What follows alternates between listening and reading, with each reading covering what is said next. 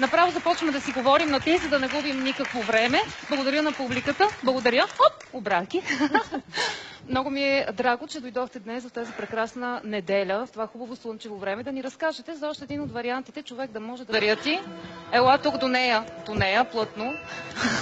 Стига си заповядвала така. Не мога, нямам време, трябва да покажем това, което ще се случи. В това време Кремена ще обяснява. А ти сериозно, аз моля ти се. В Фалун Дафа има 5 упражнения.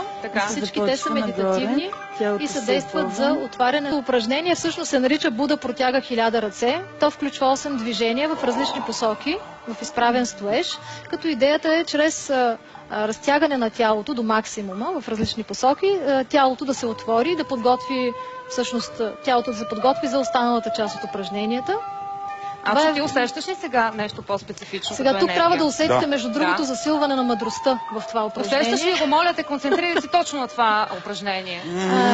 Ето, тя изби на това да направиш тези упражнения.